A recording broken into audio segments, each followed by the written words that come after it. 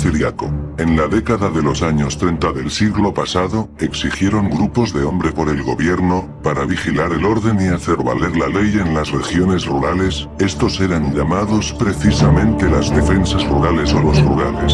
Como realizaban su trabajo en las rancherías, en lugares de difícil acceso y muy incomunicados, muchas veces sus acciones eran injustas. Con el pretexto de hacer respetar la ley, llegaron a cometer actos crueles y bárbaros en contra de las personas que detenían por ser presuntos delincuentes. Una de esas injusticias es la que da origen a la historia que aquí se relata. Por la región del Nigromante existió un bandolero muy famoso llamado Ciriaco. Según se afirma, originario de la Estrella, era un bandido dedicado a robar todo lo que podría. Para su mala fortuna, un día fue aprendido por los rurales, quienes tenían su destacamento en Las Boyas. Lo apresaron en las cercanías del Nigromante. Por el motivo, la gente del pueblo fue testigo de lo que aconteció al desdichado ladrón en manos de la justicia. Se refiere que los rurales aprehendieron a Ciriaco y, atado de manos y con una soga al cuello, lo jalaron a cabeza de silla hasta el Nigromante. A veces se caía y era arrastrado por entre los nopales y todo lo que había en el camino. Así, con este martirio, lo llevaron con rumbo a la puerta del Calvario, donde están unos álamos muy grandes, y ahí lo colgaron por el cuello. Para hacerlo confesar sus crímenes lo subían un rato y luego lo bajaban. Así estuvieron durante un buen tiempo, hasta que definitivamente Ciriaco no resistió y murió ahorcado. Los rurales, sin ninguna consideración, dejaron al difunto ahí colgado. Durante varios días el cuerpo de Ciriaco estuvo expuesto sin que nadie lo reclamara para darle cristiana sepultura. Hasta la rama del árbol donde fue colgado se secó. Se piensa que fue por el martirio que sufrió aquel hombre. Después de algunos días todo se arregló. Con el tiempo los sucesos se fueron olvidando y todo volvió a la calma, pero pronto el hecho resurgió y tomó fuerza, pues mucha gente al pasar por el lugar asegura haber visto el cuerpo de Ciriaco colgado del árbol y balanceándose con la fuerza del viento. Otras personas afirman que lo han visto a un lado del camino, como esperando que alguien lo lleve, pero al llegar al sitio donde se encuentra desaparece.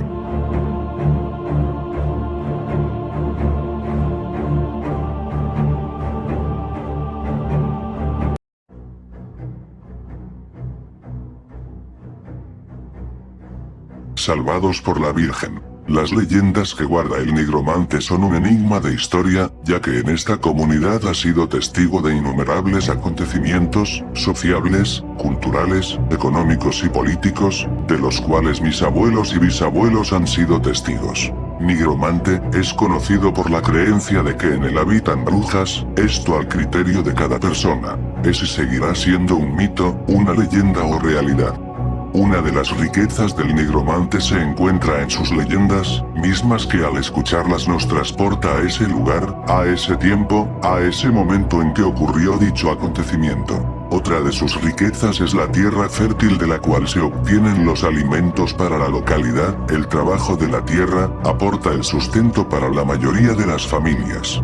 Según los relatos contados por mi abuela, el movimiento cristero se inició por el reparto de tierras. Cuando se formaron los ejidos, apunta que en el pueblo se protegía con los rondines que hacían los señores de la comunidad, los cuales consistían en vigilar dentro y fuera de pueblo, que no llegaran por sorpresa los cristeros. Mi abuela platica que quienes iniciaron el movimiento aquí fueron Vencilado, Wenceslao, Torres, Aniceto López, Rosario Rodríguez y Pancho Rodríguez.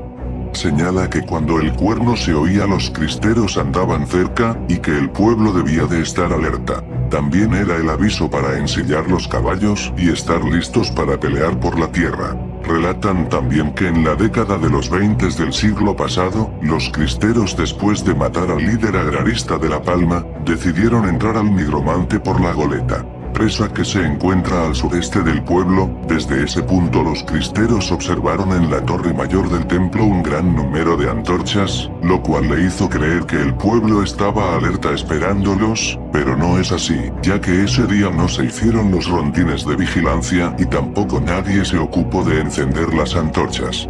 Según relata mi abuela, ese día fue la Virgen de Guadalupe la que encendió y agitó las antorchas, gracias a lo cual, los cristeros decidieron no atacar la población y se fueron de largo hasta el Obraje, donde sí cometieron algunos asesinatos. El milagro de la Virgen de Guadalupe salvó esa noche al nigromante del ataque de los criterios, evitando así una desgracia.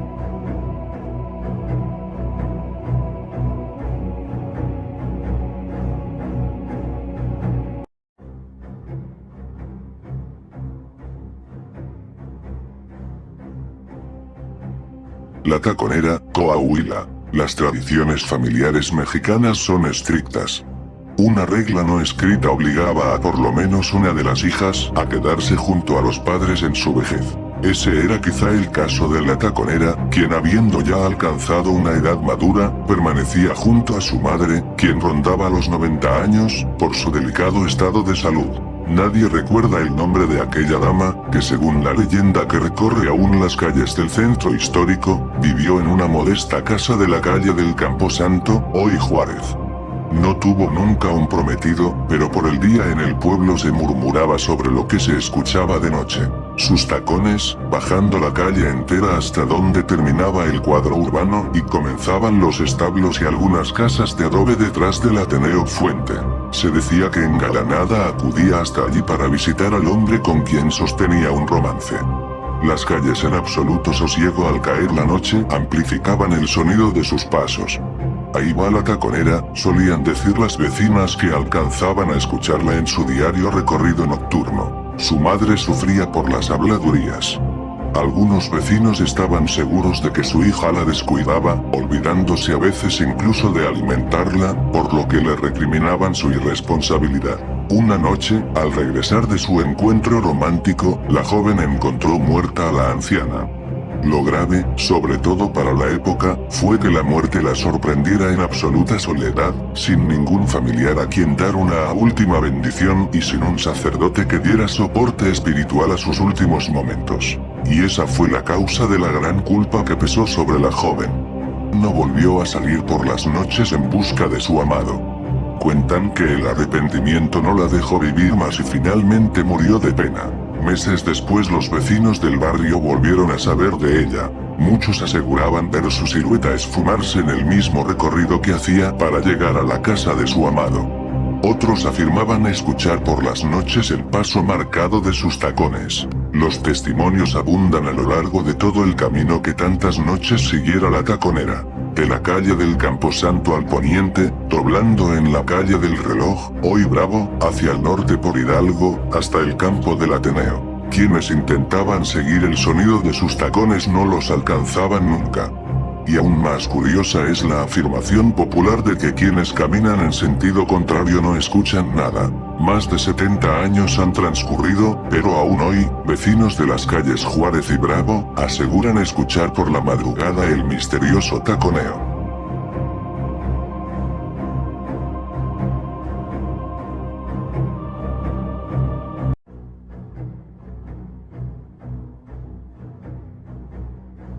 Leyenda La Bruja de Hidalgo. En el estado de Hidalgo cuenta la gente que las brujas son mujeres que, en las noches de mayor oscuridad, se convierten en guajolotes sin una pierna. Dicen que se ve en el cielo como las luces que prenden y apagan en busca de una casa donde hallen algún recién nacido al cual puedan chuparle toda la sangre. Por ello es bien sabido que la gente acostumbra a pintar afuera de las habitaciones donde duermen los bebés, grandes cruces con cal, además de colocar espejos y tijeras en forma de cruz al lado de las cunas para protegerlos. Uno de los muchos casos de brujas que sucedió hace muchos años y de los cuales mi papá me contó dice que, en un cuarto de adobe alejado del pueblo de Singilucán, vivía un señor junto con su esposa.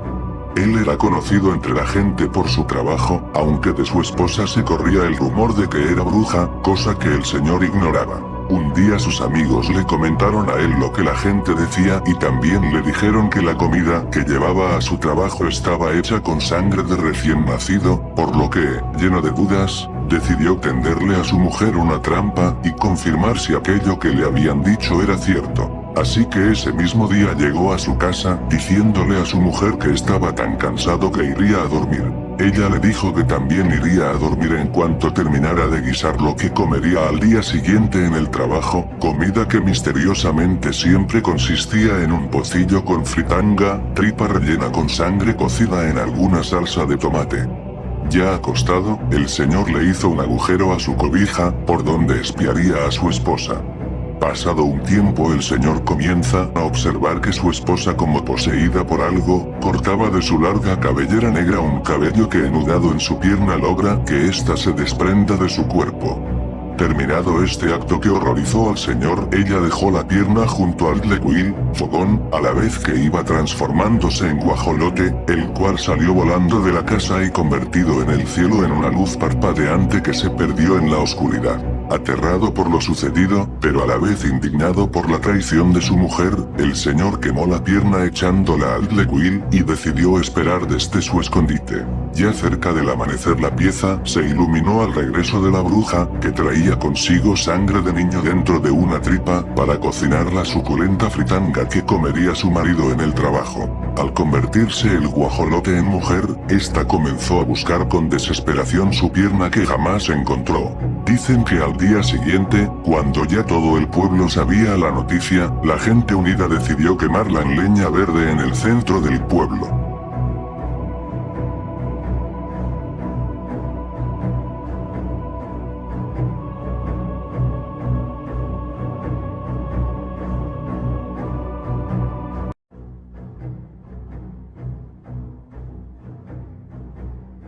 Los vampiros de Comala. Mi madre, una mujer mayor, un día desapareció.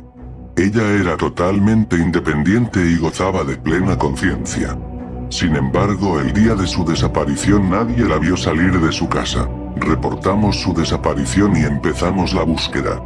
Con el tiempo el recuerdo de mi mamá comenzó a borrarse y ya solo yo mantenía la esperanza de que regresara a casa. Un día llegó un rumor. Habían encontrado a Elijía en un baldío en Comala, pero estaba irreconocible y era muy agresiva. Fui en mi auto hasta el pueblo y pregunté por una mujer mayor viviendo en un baldío, hasta que di con ella. Habían pasado poco más de 2 años y mi mamá había envejecido notablemente. Su pelo estaba totalmente enmarañado y sucio, era en extremo delgada, vestía ropa rota y sucia, tenía las uñas largas y destrozadas y olía de una manera bastante desagradable. Vivía entre cartones y basura y la gente de la colonia me dijo que se alimentaba de los restos que algunos vecinos le dejaban allí. No se dejaba tocar y si alguien se le acercaba llegaba a morder o rasguñar. La llevé al hospital donde la asearon, cortaron su pelo y sus uñas, curaron las heridas que se había hecho por vivir en la calle y le suministraron suero y vitaminas porque estaba en un severo grado de anemia y deshidratación. Luego de unos días en el hospital, volvimos a casa. Mi madre ya no hablaba, su mirada estaba perdida, se sentaba todo el día en su mecedora a ver la pared sin levantarse ni una vez. En la noche la acostaba en su cama y rezaba junto a ella. Los siguientes días no logré dormir bien.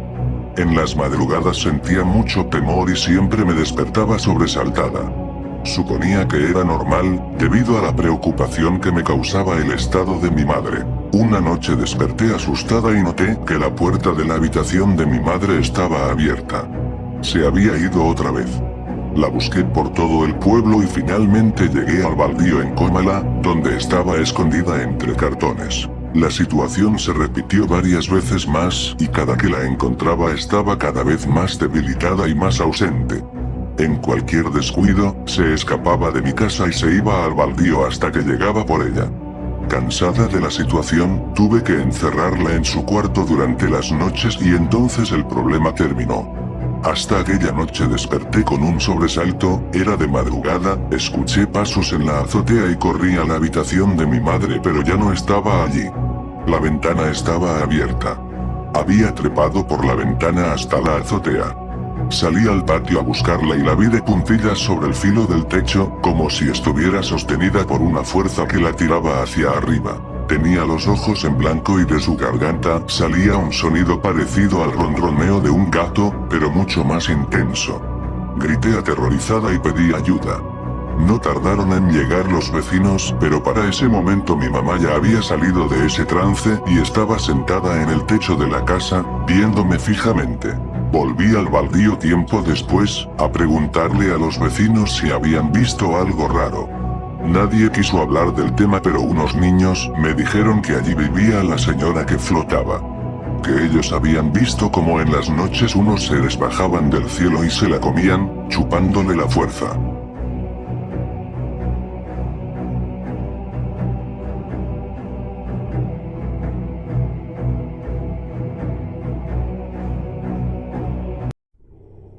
Visitantes de la selva.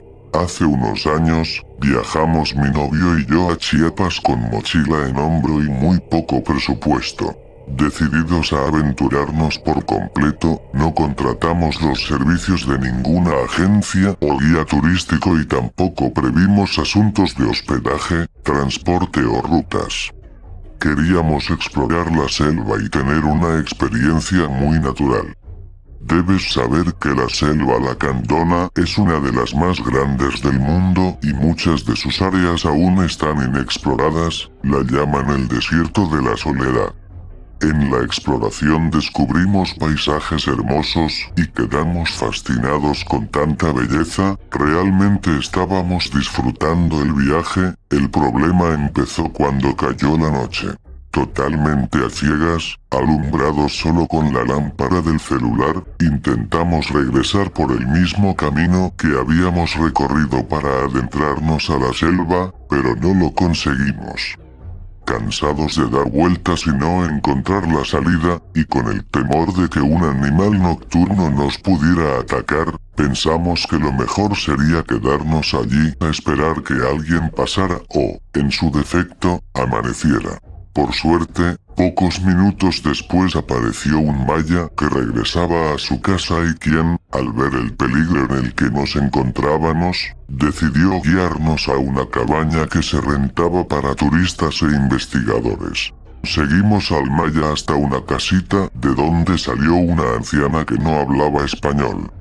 El muchacho nos ayudó a interpretar y traducir y la señora accedió a rentarnos la cabaña, que se encontraba a unos metros de allí, por muy poco dinero, solo por esa noche. Nos dio unas velas y nos llevó hasta la casita, mientras el maya se alejaba por otro camino. Al entrar a la cabaña notamos que había muchos retratos en las paredes.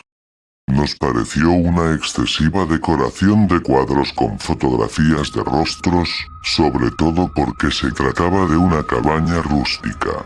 Las fotografías comenzaron a perturbarnos porque daba la impresión de que los rostros estaban mirándonos fijamente.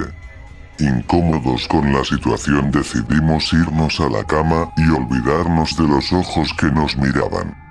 Después de un rato nos quedamos completamente dormidos. En la mañana mi novio despertó sobresaltado y me llamó asustado.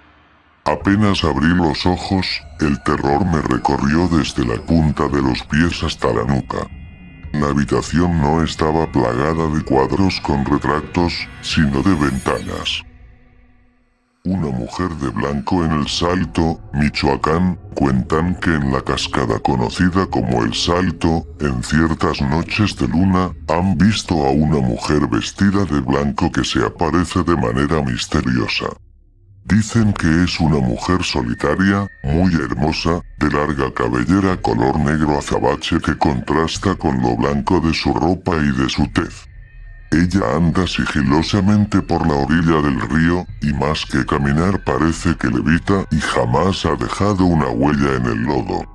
Según la mayoría de las versiones, no se trata de la Llorona, aunque otras afirman que sí porque la han escuchado llorar, a pesar de que su llanto se confunde con el estruendo de la caída del agua. Se dice que algunas personas que han visto a esta aparición fantasmal han caído enfermas por el susto. Por ejemplo, una tarde fueron unos amigos a nadar a la cascada y estuvieron allí hasta que se hizo de noche. Como había luna llena, decidieron quedarse más tiempo, disfrutando del rumor de la cascada y el ambiente nocturno. De pronto, vieron que una mujer solitaria se aproximó a la cascada. Se les hizo raro, pero también se emocionaron, pues pensaron que podrían espiarla mientras se bañaba. Sin embargo, todos sintieron un temor inexplicable y peor cuando uno de ellos le dijo un piropo a la mujer y ésta volteó a mirarlos. No le vieron el rostro, pero ella pegó un chillido infernal. Los muchachos se fueron corriendo, despavoridos, y por el susto se enfermaron. Dejaron de comer y no podían dormir debido a las pesadillas. Gracias a que la mamá de uno de ellos consiguió una curandera, quien a todos les dio una barrida, se curaron. Desde entonces, ninguno ha vuelto a la cascada de noche.